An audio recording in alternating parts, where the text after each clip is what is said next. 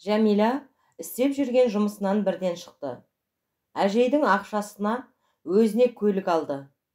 Ләйламен бірге Азаматты пайдаланып, ақшасына күндерін көрді. Екеуінің алмаған киімі, бармаған жері қалмады. Бір күні Жәмила кафеде жас жігітпен танысады. Жігіт одан 10 жасқа кіші екен. Жәмила оған: "Сен кішкентайсың, бұлай болмайды" дегеніне жігіт мүлдем қарамады. Оған қымбат сыйлықтар сыйлап, Жәмиланың басын айналдырды. Жәмила өзін шынайы бақытты сезінді. Бейне бір ертегі әлеміндегідей. Себебі болып жатқан жайттың бәрі оның армандаған өмірі еді. Ақшадан қысылмайды. Басында баспана бар. Өзін қатты жақсы көретін жаны да бар. Уақыт өте келе, жігіті мен Ләйланы таныстырды. Оны үйіне шақырды. Есік қоңырауы шылдырлады. Есікті Жәмила ашты. Қолында гүл шоқтарымен. Жігіті тұр. "Мынау саған." "Көп рахмет. Кел, жоғары шық. Жандос, танысып қой. Қызым Ләйла." "Сәлеметсіз бе?" "Сәлем. Танысқаныма қуаныштымын. Менің есімім Жандос." "Мен де", деді Ләйла. "Қызым, біздің қарым-қатынасымызға қарсы емес, бәрін түсінеді." "Өте қатты қуаныштымын. Жәмиді ешқашан ренжітпеймін. Алаңдама." Жандос өзімен бірге сыйлықтар ала келіпті. "Танысқанымыздың құрметіне мына сыйлықтарды қабыл алыңдар."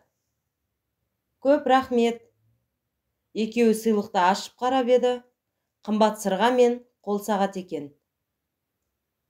"Мама, сіз бақытты болуға әбден лайықсыз. Мен екеуіңіз үшін қуаныштымын." Есік дұрыс жабылмапты. Осы кезде үйге Лаура келген еді. Ол барлық әңгімені естіді. "Мама, мынауыңыз не? Жас жігітпен? Не қылған сұмдық? Екеуінің бұларың не?" "Не деп тұрсың? Сенің бізде шаруаң болмасын. Не үшін келдің?" деді Ләйла. "Мен әкемнің ажырасу құжаттарын әкелдім." "Жарайсың, тамаша. Әкеңнің ажырасу құжатын әкеліп, мамаңның таныстығына кедергі жасамақшысың ба? Ұятсыз." "Сен өзің ұятсызсың. Бұларың не?" "Болды, жетер. Лаура, шық үйден." "Шығамын, кетемін.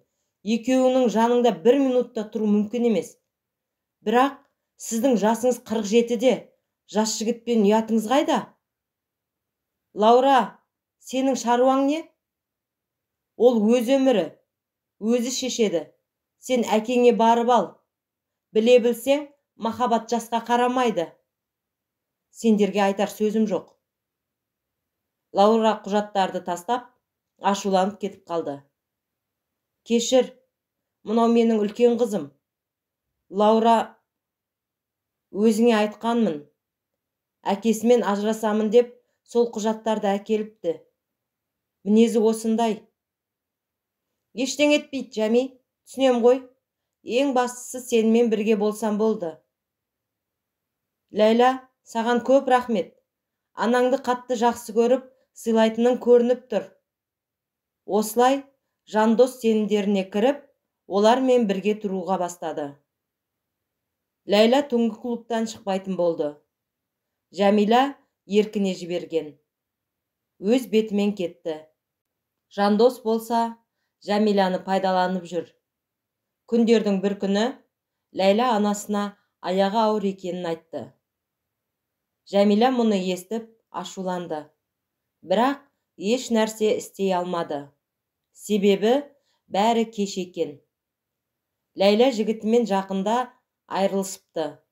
Бала туралы айтқысы келмейді екен. "Мама, көмектес. Енді не істейміз?" Жәмила не істерін білмеді.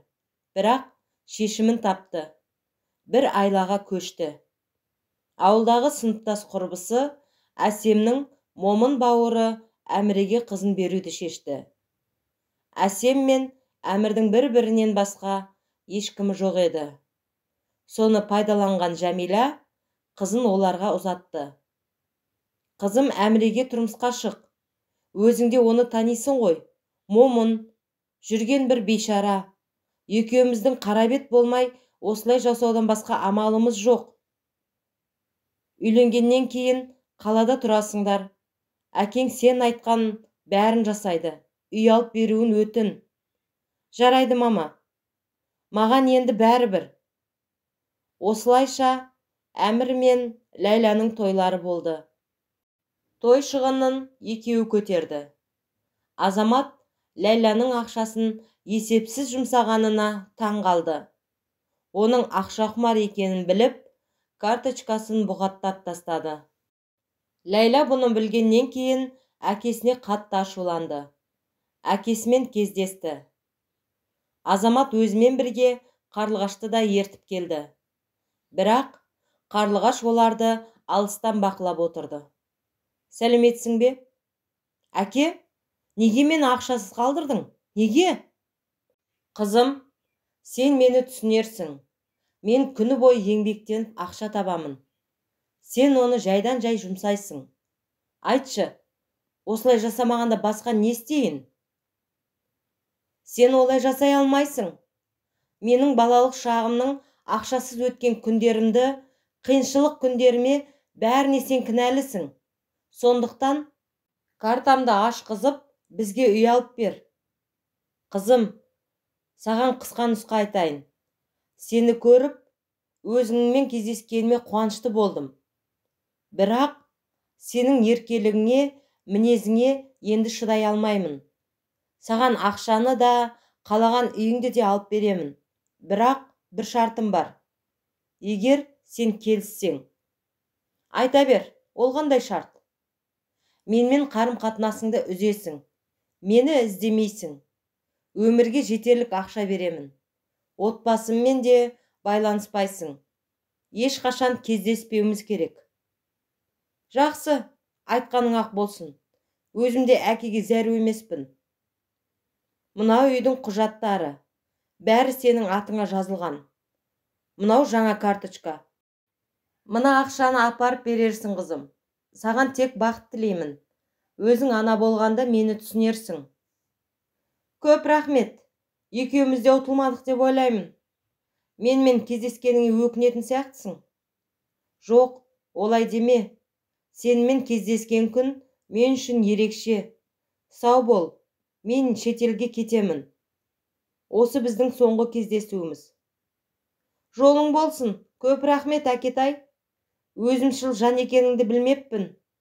Ұлың мен әйелің сен үшін қымбат шығар. Сау бол. Сау бол. Азамат кішкене болсын Ләйламен қимай қоштасты. Ал Ләйлаға бәрібір еді. Ертесіне Қарлығаш пен Азамат бірге шетелге ұшып кетті. Екеуі бұрынғы өмірлеріне оралды. Барлық болған оқиғаны осында қалдырды. Азамат Жәмила мен қарым-қатынасын мәңгілікке үзді. Ләйламен де солай. Санжарға ештеңе айтпады. Ләйла анасына әкесі берген ақшаны әкеліп берді. Жәмила қатты қуанды. Көп ақшаны көрген Жандос Жәмилаға шетелден үй сатып алуға кеңес берді. Жәмила, қаражатты пайдамызға жұмсайық. Шетелге барып, бірге өмір сүрейік. Осы жақтағы үйіңді сатып, екеуміз сол жақта болсақ, Ләйлаларда келіп тұратын еді демалуға. Мама, бұл жақсы ой ғой. Сендер барсаңдар, біраз уақыттан кейін біз де барамыз. Мен де сонда босанамын. Жақсы емес пе? Иә, табылған ақыл. Жақсы, солай жасайық. Жәмила үйін сатуға қойды. Әмірдің мінезі салмақты, жақсы еді. Ол Ләйланы шынымен ұнатты. Бірақ Ләйланың үнемі біреумен сөйлесіп жүретінін байқады. Бір күні артынан аңдып барса, бұрынғы жігіті Нұрлан екеуін кездестірді. Екеуі кафеде отырды. Оларға көрінбей, Әмір де жандарына барып отырды. Сенің не істемек ойың бар? Баламызды неге бөтен біреу тәрбиелеу керек? Қашанғы солай жүреміз? Білмеймін. Мен оған қалай айтамын? Ол мені ұнатады. Баланың әкесі емес екенін білгенде мені өлтірер. Біраз уақыт бер. Неге күтуім керек? Мен сенімен өмір сүргім келеді. Қашанғы квартирада жүремін? Білемін, түсінемін. Ләйла үйге келсе, Әмір ашуланып отыр екен. Оған айқайлап берді. Сен адам емес екенсің. Саған не үшін үйлендім? Әпкемнің сені жақсы қыз дегеніне бекер сеніппін. Оңбаған екенсің. Әмір аузына келгенін бәрін айтты. Қол жұмсаған жоқ. Енді не істейін? Я, сенің балаң емес. Өзің де ақымақсың. Менің кінәм не? Мен сенімен ажырасам. Жоқ, ажыраспайсың. Бұл мүмкін емес. Мен жаманатқа қалмаймын. Нұрланмен бірге бола алмаймын. Оның қыз құмар екенін жақсы білемін. Қаласаң да, қаламасаң да, сен біздің баланы тәрбиелейсің. Саған тұрмысқа шығу үшін аз ақша жұмсамадым. Сені асырап отырған мына мен, анау ауылдан алып келгенде, мына менмін, рахметің осы ма? Сен не деп тұрсың? Әмір ашуланып, кетіп бара жатқан. Ләйла артынан бара жатып, аяғы тайып, сатыдан құлап кетті. Бұл хабарды естіген Жәмила Әмірді сотқа берді. Әмір өзінің кінәсіздігін ақтап шыға алмады. Жәмиланың сотта таныстары көп еді. Ол барлық шараны қолданып, Әмірді 3 жылға бас бостандығынан айырды. Ләйла баласын түсіріп, ауруханада жатты. Ауруханаға Ләйланың жағдайын білуге Лаура мен Рустам келді. Ләйла, қалың қалай? Жақсы, не үшін келдің? Менің мына түрімді көріп, қуанып тұрған шығарсың, деді Ләйла. Бұл не дегенің? Жаман бол, жақсы бол, сен менің жақынымсың. Білмеймін, мен саған не істедім, қателігім болса кешір. Өтірік кешірім сұрама. Жарайды, өзің білесің. Тезірек сауығып кет.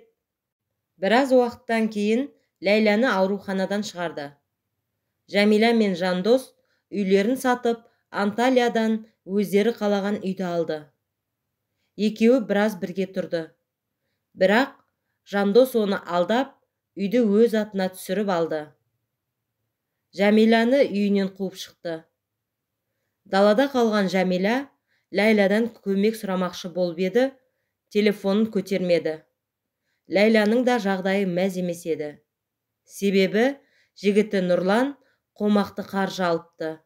Амалсыз қаржыны жабу үшін үйін сатыпты. Олай жасамағанда қаржы алған топ оларды өлтіретіндігін айтып қорқытыпты. Жігітті екеуін ұстап алып соққыға жығыпты. Телефондарын да сындырыпты. Сондықтан ол ешкіммен хабарласа алмады. Кейін Лаураға болған жайттың бәрін айтты.